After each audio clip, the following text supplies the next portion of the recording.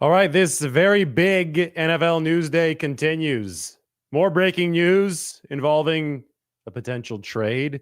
This time with Cooper Kupp, whom the 49ers are very familiar with, star receiver in the NFC West. But since the last time I talked to you regarding Myles Garrett, who requested the trade this morning from the Cleveland Browns, the 49ers are already luring Myles Garrett. Yes, courtesy of Brad at the SF Niners, does a great job. I think he's at the Super Bowl now. I think he went from Mobile to New Orleans, so you should definitely follow Brad. But he was able to package this post from Diomedar Lenore on Instagram. He combined it with Diomedar Lenore's tweet, which you see at the bottom. So it's both an Instagram story and a tweet. First, a tweet. What type of animal you want to be? We got hyenas, bears, lions, and gorillas. That's Diomedar Lenore, the hyena. That's what he calls himself. Tweeting at Myles Garrett. And then Diomedar Lenore posts on Instagram, let's get a ring, tweeting toward Myles Garrett. So, again, the Cleveland Browns have to want to trade, and they actually have to go through with the trade of Myles Garrett, who requested the trade today. So that's the first domino that has to fall. It's a very necessary domino that has to fall. But if that does happen, and there are a lot of reasons for it to happen, because Cleveland is not winning a Super Bowl anytime soon, and Myles Garrett wants to win a Super Bowl. If it does happen, then we have seen in the recent past superstar players in the NFL steer their way toward a preferred destination. And the 49ers want to make themselves a preferred destination for Myles Garrett. The defense certainly would benefit from a monstrous edge rusher opposite Nick Bosa. It'd be very hard to double team Nick Bosa in that scenario. So Diomedar Lenore already hard at work. We'll see if there's any other back channel work. I mentioned a little bit earlier today. Don't forget Joel Bitonio, left guard for the Cleveland Browns, is one more year under contract, 33 years old. So he's past his prime, but the 49ers don't have a starting left guard under contract for next season. Aaron Banks' contract is expiring in March, and Jonathan Jones of CBS made the point that Joel Bitonio has indicated that he's not interested in a rebuild. And Myles Garrett just told the world that the Cleveland Browns are in a rebuild. So Cleveland can run from that fact, but they can't hide. They paid Deshaun Watson the worst contract in NFL history. That contract has put them in a really tough spot. Myles Garrett sees that really tough spot as far as the actual football on the field goes, and he wants out. He wants to go to a contender. Financially, a contender can easily pick up his contract, $6.3 million cap hit in 2025. And because he wants to win a Super Bowl, I don't think that a new contract is a prerequisite for Myles Garrett. Now, financially, Cleveland, because of the Watson deals, restructured Bitonio. They've restructured Myles Garrett. So they have pushed a lot of cap hits for these two players far into the future. That makes it harder for them to trade these players because the dead money hits can accelerate and hit. It's easier for an acquiring team to absorb the cap hits of these players. But the situation with the Browns is, they're in between a rock and a hard place. I read today that they would actually have, Jason from Over the Cap wrote this. I read today that they actually would have to restructure Deshaun Watson to the fullest to be able to fit the room to trade somebody like Myles Garrett, because Myles Garrett would incur a bigger cap hit to trade than to keep. But once you get stuck in this position by your own doing and the Browns have nobody to blame but themselves, then it's going to be very hard to move forward keeping Myles Garrett on the roster. I mean, he had a whole formal press release requesting his trade. So that's why players like Diomedar Lenore on the 49ers are interested in luring Myles Garrett over to the West Coast. We'll see what happens next. Obviously, the Cleveland Browns will eventually have to be willing participants. This might just be the start of a long divorce between the reigning Defensive Player of the Year and one of the least successful franchises in American football. Cleveland Browns general manager Kevin Costner is pulling his hair out tonight. He is not happy about the direction of the Cleveland Browns. Mount Whitney High School alumnus, Visalia, California, Kevin Costner. That, by the way, is a draft day reference. I know Kevin Costner, not actually the GM of the Cleveland Browns, but he is in the movie, and he's dealing with another crisis like he did in the movie. The other news is that the Rams are looking to trade Cooper Kupp. Cooper Kupp posted this on his Twitter today. I was informed that the team will be seeking a trade immediately and will be working with me and my family to find the right place to continue competing for championships. I don't agree with the decision and always believed it was going to begin and end in LA. Still, if there's one thing that I have learned over the years, there are so many things that are out of your control, but it is how you respond to these things that you will look back on and remember. I have taken so much pride in playing alongside my teammates for the LA community, so thank you for embracing my family and making this such a special place for us. 2024 began with one of the best training camps of my career. Preparations now start for 2025. Highly motivated, as healthy as ever, and looking forward to playing elite football for years to come. Love you guys, but coming for it all. So the funniest comment on that was source, ? Yes, the source is Cooper Kupp himself. He's going to be 32 next year. So when he says that elite football is going to be on its way for years to come, you scratch your head. I mean, if he were Jerry Rice, then yeah, I would say elite football still on its way for years to come. Jerry Rice was doing it into his 40s. 32 was just the beginning of Jerry Rice's prime. But Jerry Rice was Jerry Rice. That's the greatest football player of all time. In the case of Cooper Kupp, well, he was absolutely awesome 4 years ago in that 2021 season. I mean, we cannot overstate how insanely good Cooper Kupp was in 2021. I think it's even worth putting his statistics up on the screen from Pro Football Reference, because that was one of the great seasons ever. It was a record-breaking season for Kupp. Here it is. Pro Football Reference. You can see, I'll highlight 2021. Look at that. 1,947 yards on 145 catches for Kupp. 114 and a half yards per game. But the thing is that he has not hit 1,000 yards in a season since then. It's declined every single season since then. And health issues have obviously been a problem. Hasn't been able to put together a full 17-game season since 2021. 812 yards, 737 yards, 710 yards over the past 3 seasons for Cooper Kupp. And the yards per game have also decreased from 90 to 62, 67. That increased a little bit from 23 to 24. Anyway, when you talk about a trade, because we were talking about it so much in the context of Myles Garrett, you always have to look at the remaining contract for any particular player. So in the case of Garrett, one of the things we noted is that the contract would be cheap for another team to acquire. Would it be the same case for Cooper Kupp? Well, let's go to Over the Cap and have a look at his contract. We could see the remainder of what the Rams currently owe him. And if you trade it, you trade the contract away, not just the player, you trade the contract away. So you see what other teams would potentially acquire. So here it is for Cooper Kupp, 2025 and 2026. So he's got a roster bonus that's due at some point this offseason. He's got a base salary. So $12.5 million base salary, $7.5 million roster bonus. That is 12.5 plus 7.5. That is what? That's about that's exactly $20 million, right? And you've got 14.85 plus $5 million roster bonus next year. That's going to be about $20 million, a little bit less than $20 million for Cooper Kupp. So we know what the receiver scale is now. Justin Jefferson paces it. Brandon Ayuk's at about $30 million per year. Cooper Kupp essentially has 2 years at $20 million per year remaining on his contract.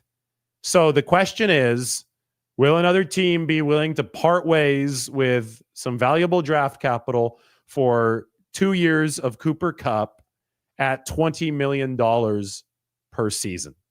And he's going to be 32 years old, and he hasn't had a 1,000-yard receiving season since 2021. I think maybe a lower round pick. I think more than anything, the Rams want to get this contract off of their books. They stand to save $20 million in each of the last 2 seasons. They're going to have to pay some dead money because of prorated signing bonus money. I think more than anything, the Rams want the longer term cap savings. They see Kupp as a declining player, and if you can get rid of him and get just some draft capital in return, it's a win for the Rams.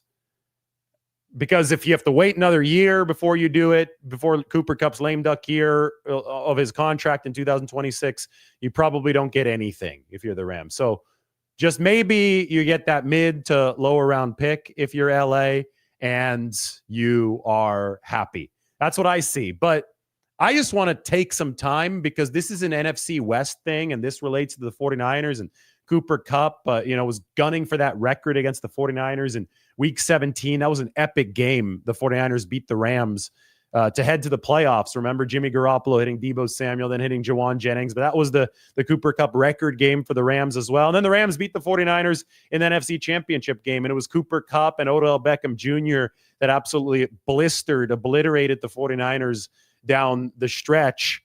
He was good. He was electric. This was a hell of a story, and I think that Cooper Kupp deserves a lot of respect, deserves some time to talk about him in this show. And then we could talk about potential teams that he's going to get traded to. The Rams obviously won't trade him within the division to the 49ers, but we can talk about the Bills. Heaven forbid 49ers fans will say the Chiefs if he heads over there. Both of those teams could use some more receiving help, but the question is, would they be willing to absorb the $20 million over the next 2 seasons for a receiver who is going to be 32 years old? Anyway, the way that I look at Cooper Kupp, if I had to have a comparison for a career, I'm going to leave the football realm. I'm going to head into baseball. I think that Cooper Kupp, with these 2 awesome seasons, we can erase that. With these 2 awesome seasons, we have 2000. I keep on clicking on one of the seasons. It's expanding. I don't know how to get rid of that, guys. We're looking at a window of Cooper Kupp's career here. But with these 3 seasons that I've highlighted and the 2 seasons starting and ending it, 1,161 yards in 2019. And then, just the seismic 2021, the record-breaking 2021 with nearly 2,000 receiving yards. My comparison for Cooper Kupp's career is Tim Lincecum. The Giants pitcher, yes, Tim Lincecum, both undersized, but both delivering absolutely insane numbers for relatively short stretches of their careers. And then it fizzles out a little bit. Kupp has been around since 2017, the first year of Kyle Shanahan and John Lynch with the 49ers. He was college teammates with Kendrick Bourne at Eastern Washington. But nobody, absolutely nobody, saw Cooper Kupp going for almost 2,000 receiving yards in that 2021 season. And he deserves a lot of love for that. And absolutely nobody saw Tim Lincecum throwing the baseball, 99, 100 miles an hour. And that changeup was nasty and, guiding the Giants to 2 World Series wins. Kupp was huge for the Rams, especially in that Super Bowl. Oh, my goodness. He tore it up in that Super Bowl when they beat the Bengals. But Kupp was huge for the Rams on the way to 1 world title. Didn't get that second one with the Rams. But that's my comp for a receiver, with relatively limited size. He's listed at 6'2". I'm not sure if he's that tall. I think he's probably closer to 6 feet, 6'1". Showed up and didn't look like the 6'4", 6'5" dominator that we would think would go for 2,000 yards in a season or close to it. Yet he was able to make it work with a combination of lining up in the slot, lining up outside. Cooper Kupp really changed the way that we look at the slot receiver position, right? A lot of the best cornerbacks, especially in the NFC West with the 49ers, in Diamante Lenoir, somebody we put up on the screen just a little bit ago, some of the best cornerbacks are now playing inside. Like they're playing slot cornerback. They're having to play both. Lenoir is an inside-out corner now. And this goes back to the Rams in 2020, actually, when Brandon Staley was their defensive coordinator. I just had to put Diamante Lenoir up on the screen. Brandon Staley was the coordinator of the Rams who had Jalen Ramsey play both inside and out, slot cornerback and outside cornerback, and he would rotate between the two so that the Rams could maximize the advantages in their matchups. And the Rams in 2020 obviously had Cooper Kupp on their football team, really blossoming into his prime. And they saw this guy who was playing in the slot over 60% of the time. It used to be that your best receivers would play outside, and then it would be shiftier, smaller guys with the good three-cone drill playing on the inside. And there used to be a rigid delineation between the two. And then I think that coaches started wising up to it. And they said, we can get an advantage over defenses if we move our best receivers to the inside more often. And Cooper Kupp was one of the guys who was spearheading this whole movement. He caught nearly 2,000 receiving yards, lining up on the inside over 60% of the time in that 2021 season. So around the time that he was doing that for the Rams made sure that their best corner, one of the best in the game, Jalen Ramsey, was following receivers to the inside. He was playing both outside cornerback and slot cornerback. Brandon Staley called it the star position. Brandon Staley then became the coach of the 49ers, not the coordinator, the assistant head coach of the 49ers, but he worked a lot with the defensive coordinator, Nick Sorensen, worked a lot with the DBs, and made sure that Deommodore Lenoir was an outside-inside cornerback for the 49ers, playing both. And Lenoir had to cover Cooper Kupp at times, although this wasn't prime Cooper Kupp. Lenoir was just a rookie back in 2021. So the game has changed, and it all ties together because as we're talking about Cooper Kupp, we're also talking about the 49ers who are already luring Myles Garrett. That's where Deommodore Lenoir comes into all of this. What type of animal do you want to be? We got hyenas, bears, lions, and gorillas. That's what Deommodore Lenoir said on Twitter. You could see it there at the bottom. Credit there to Brad Graham for putting this together. Go check out the SF Niners. Lenoir wants Garrett. Well, the Browns would have to trade Garrett to the 49ers, and the 49ers would have to meet the Browns' asking price, so that's still a long ways away. But as I said this morning, you can never say never because the 49ers are only a couple of years removed from trading for Christian McCaffrey, sending 4 draft picks over to Carolina for Christian McCaffrey. That was let's push a lot of chips into the middle of the table move. And when you talk about elite talent, you can't replace it in the NFL. There is no substitute for elite talent. The guy up on your screen, Deommodore Lenoir is a really good talent, but the truly elite talent, let's take nothing away from Deommodore Lenoir. They're 2 really good players up on the screen. But the guy on the very right of the screen in the orange helmet, I always thought that it was funny that the Browns wore orange helmets. I guess that the Browns, we could talk about the name of the Browns. They're named after their owner, who was Paul Brown. Like that's the name of a person, which is why they have orange helmets. That's not the color brown. Anyway, I digress. That is an elite player up on the screen. The things I learned reading that book about Bill Walsh, we'll get to that another time. Myles Garrett is a Brown as we speak, but he may not be a Brown for the 2025 season. And the 49ers would hope that he's a 49er for that 2025 season if they can win the trade sweepstakes. I think they've got the 5th highest odds at the moment to go get Myles Garrett. And we know that the 49ers will be interested, and we know that they're going to kick the tires based on prior history. San Francisco in 2018 went after Khalil Mack, offered more than the Bears, but Mark Davis, the Raiders owner, didn't want to deal with the 49ers. 49ers have kicked the tires on Aaron Rodgers 2021 draft day before they picked up Trey Lance. San Francisco has, in fact, consummated a trade for Christian McCaffrey. I mean, that's the biggest piece of evidence to let us know that the 49ers will leave no stone unturned. But I really don't want people to forget about Joel Bitonio, the 33-year-old guard. That would be the best left guard, which is a really important position that the 49ers have had under Shanahan and Lynch. He's only got 1 year left on his contract. The Browns are in obvious rebuild mode. Their players are jumping ship. You could see with Myles Garrett's post today, Joel Bitonio, according to Jason Jones, would not want to play through a rebuild. It is certainly a rebuild. The Browns have themselves to thank for that. They gave way too much money, gave up way too much for Deshaun Watson, who was the worst quarterback in the league even before he got hurt. And if that's the case, well, Joel Bitonio might find a home in San Francisco to end his career, just like Alex Mack found a home in San Francisco to end his career back in 2021. That season where the 49ers saw Cooper Kupp make history. Saw Cooper Kupp head to the Super Bowl, and really, I thought that Cooper Kupp was the driving force of that Rams Super Bowl, as we saw with the MVP award after that game. So it all ties together. But Joel Bitonio, Cooper Kupp, and Myles Garrett are the big names of today. This is a 49ers update. We've got one more piece of this update. Remember Drake Jackson? We haven't heard from him in a long time. Well, he posted a video today to social media that we can check out. Drake Jackson,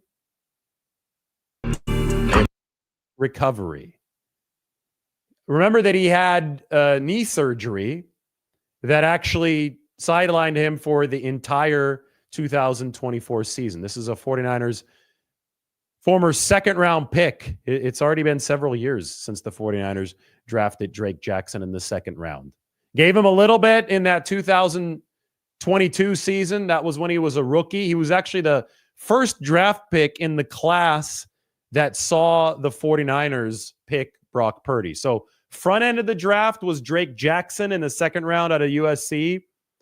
Brock Purdy was at the tail end of that draft at pick number 262 in the seventh round. But Jackson, he showed some flashes early on. I remember that he had a big interception play against the Raiders at Allegiant Stadium late in that 2022 season.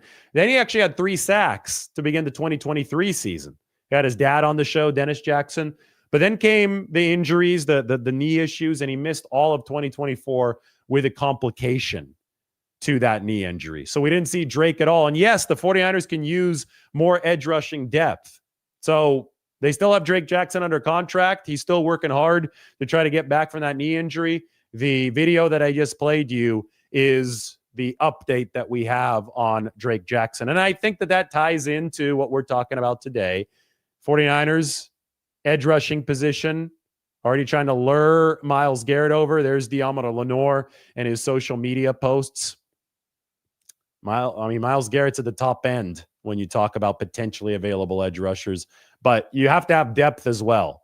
And, I think it's fitting that today's the 17th anniversary of the Giants and the NASCAR package defensive line beating the New England Patriots, forcing the New England Patriots into an 18-1 record in the Super Bowl. That happened 17 years ago today. That wasn't just the front line for the Giants. That was a deep, deep defensive line. So anything you could get out of Drake Jackson would help if you're the 49ers.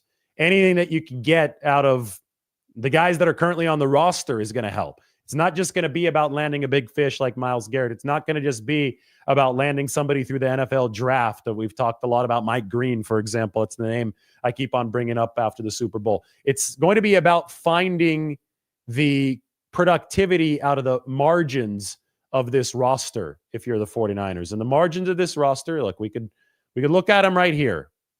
We have the roster ready to go. Defensive line is actually where they have the most players under contract already for the 2025 season. Look at this at the D-line for San Francisco.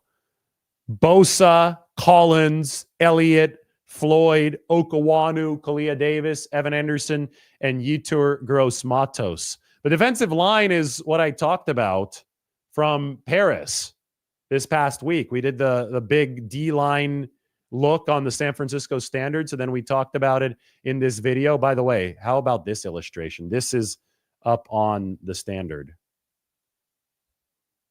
You could see the article. Oops, I made the text a little bit too small. But, this is from Clay Roddery. Does some illustrations for us. This was awesome with Nick Bosa. Anyway, state of the 49ers defensive line. Help for Nick Bosa's D-line could come on draft night. Now, this was before any of the Myles Garrett trade request stuff broke through. But I made this table looking at the 49ers D-line, and red is good and blue. Red is bad. Sorry. Red is bad. Blue is good. You want to be darker blue. These are grades for the pass rush and for the run defense. And as you can see, you've got Bosa in blue, Collins a little bit of blue. Hargrave was a good pass rusher, but then he got hurt. Givens was doing okay with the pass rush, but the run defense, boy, nothing good outside of Nick Bosa in run defense for the 49ers. They could definitely use more firepower along that defensive line. I'm sending this over to Mike. You can go ahead and check out the link in the description. And while we are at it, that's the ad read right there. We got to go to that. While we're at this, we are going to take a look at our sponsor today, Public Rec. This show is brought to you by Public Rec. The Game Changer pants from Public Rec are awesome.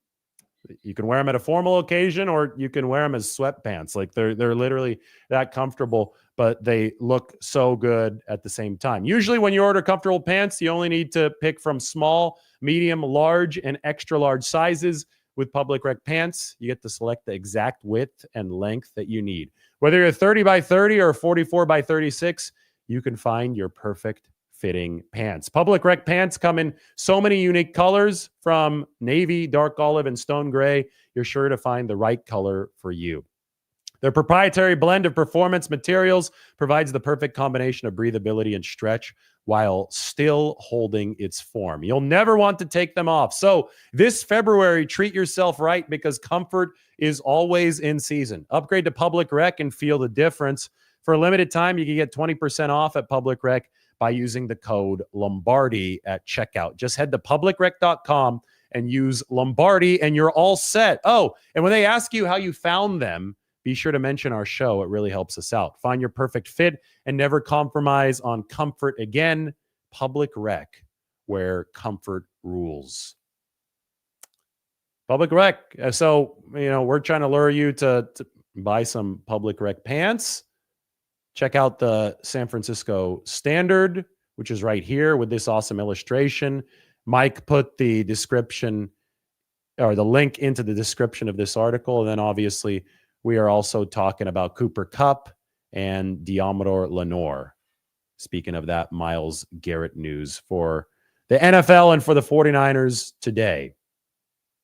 It's a good way to encapsulate it. Nice job there from Brad putting that up on the SF Niners. San Francisco also, I made the update on Dre Greenlaw the other day. Fred Warner actively trying to get him to come back to the 49ers. Robert Saleh is adamant, according to Nick Bosa, about Greenlaw coming back. We're going to have a busy few weeks here talking about who the 49ers are going to pursue, they're going to re-sign, who they're going to trade for, sign in free agency, and then obviously the player acquisition process will all be capped off by the NFL draft, which is coming up at the end of April. So that's why you definitely should sign up for the Standard, because tomorrow we got a big piece coming up on the state of the 49ers. Again, this is an 8-part series that we're running. Tomorrow's is going to look at the 49ers running back room. So, maybe we're going to talk about some rookies that the 49ers can draft. And maybe we're going to have a nice illustration of Christian McCaffrey. So definitely check out the San Francisco Standard, sign up. It's going to be a fun offseason as we go through all of that. What a day. I didn't expect February 3rd to be this busy, but it has been this busy, and we can move on to a few questions. 49ers Q&A is now open.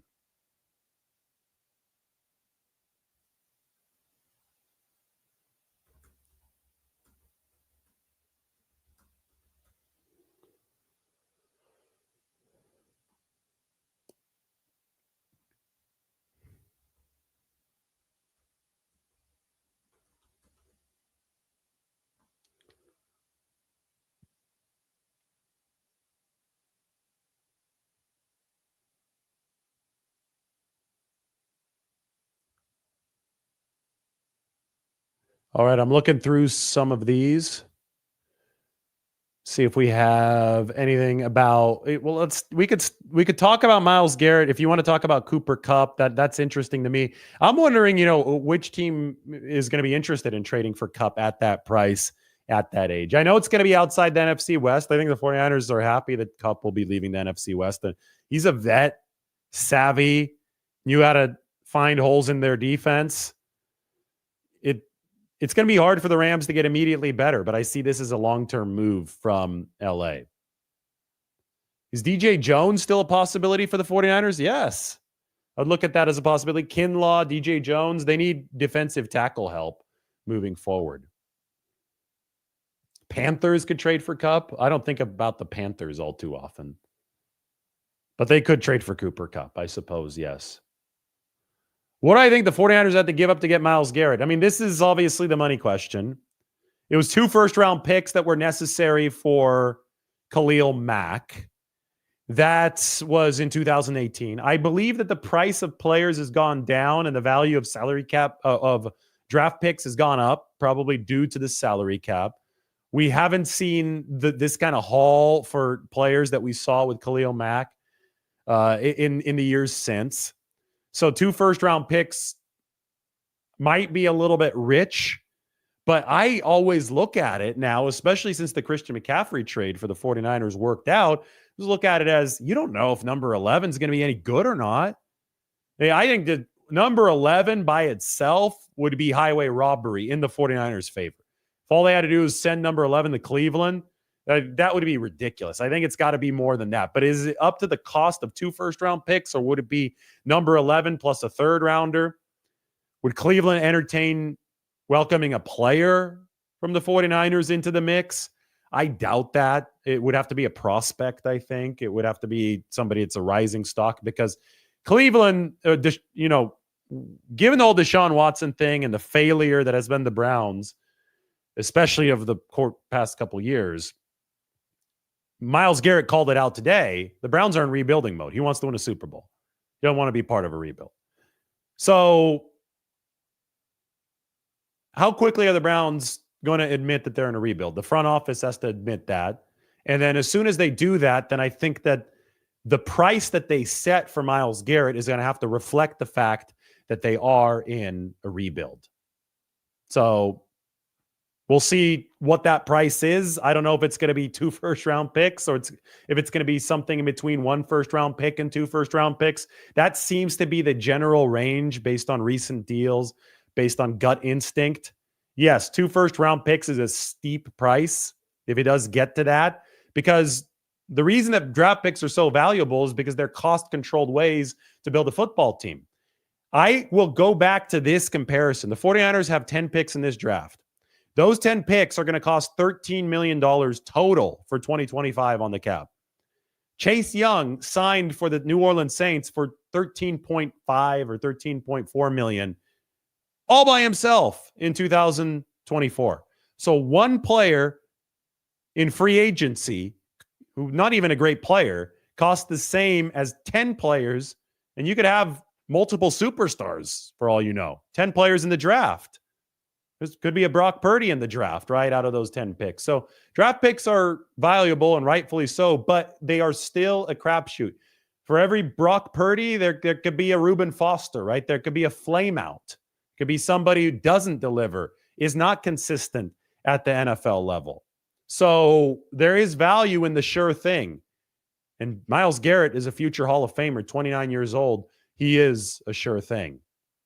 Yeah, for every Brock Purdy, there could also be a Trey Lance. Maybe that's a better example there. Because Reuben Foster had a lot of talent on the football field, right? I mean, if he had been able to stay healthy and stay out of trouble, that was really good talent that we saw shine in portions of that 2017 season. But unfortunately for the 49ers, it was not to be with Reuben Foster.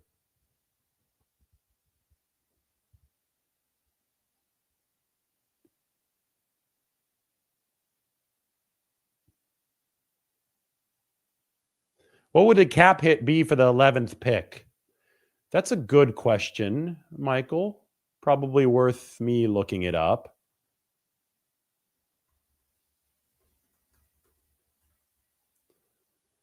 I've got it right here. The cap hit for the 11th pick would be $3.9 million. Be $3.9 million for this season. It's significant because the number 1 pick, the cap hit is $7.5 million. So if you're at the very top, it costs significantly more than if you move down to number 11, where it's that number between $3 and $4 million. Chloe is right. Draft picks are more cost effective than free agency.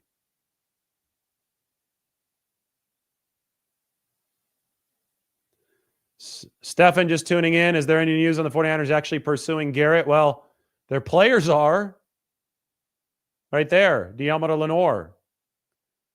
I mean, Myles Garrett is under contract with the Browns. So the 49ers front office can't try to be luring Myles Garrett. The players can be trying to lure Myles Garrett.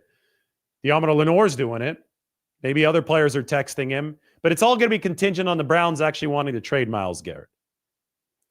On that, it's going to be quiet until the Browns actually want to trade Myles Garrett. That's just the reality of this situation. It's going to take a while probably for this to develop. Diana Rossini was saying this could be an ugly few weeks because the Browns currently don't want to trade him. I think the Browns are in denial about where they are. And a team that gave up $230 million fully guaranteed to Deshaun Watson when the market was at like $120 million fully guaranteed, a team that bid against itself for a quarterback who hadn't played in over a year and has now seen that quarterback be the worst QB in the league and then tear his Achilles twice, a team that is that poorly managed may not be expected to come around to rational thinking when it comes to Myles Garrett's request immediately. You're probably going to have to give the Browns some time because this has not been shown to be a well-run NFL franchise. Poor Kevin Costner at the GM position. We're talking a lot of crap about Kevin Costner running the Browns.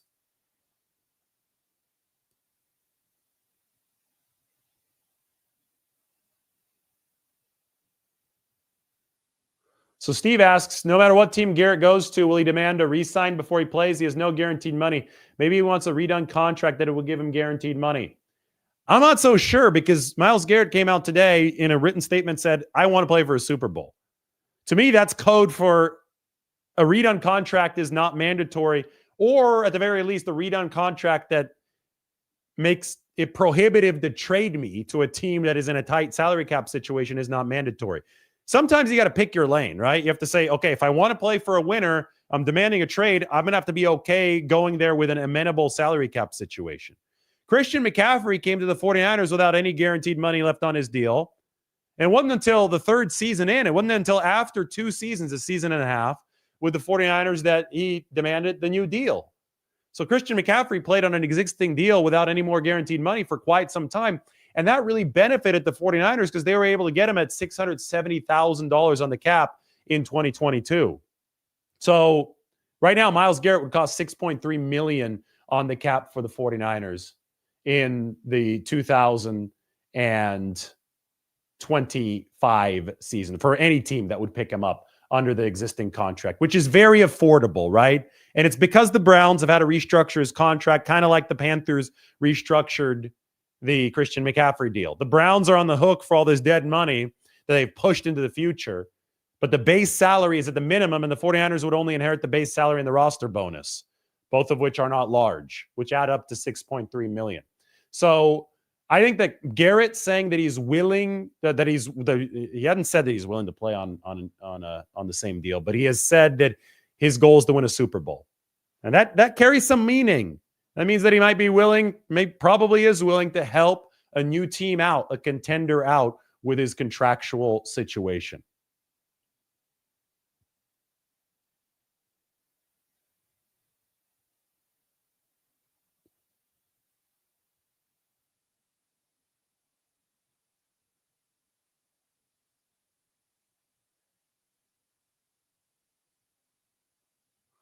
Again, and this is also not up to Garrett. It's up to who the Browns trade with. That Garrett can potentially steer this into certain directions, but it's complicated and it's going to take 2 to tango. And that's going to also include the Cleveland Browns. I think it's going to be crazy, though. Diana Rossini predicted it's going to be crazy, so I think it's going to be crazy as well. All right, what a day. It was fun talking about Cooper Kupp. Don't forget about Joel Bitonio, by the way. 49ers, Diamond Lenoir, already luring Myles Garrett. Huge NFL 49ers news day. Everybody, it does a lot if you go and you hit the like button. Go and hit the subscribe button if you haven't yet. Just do it right now. It helps the channel greatly. Then go check out the San Francisco Standard.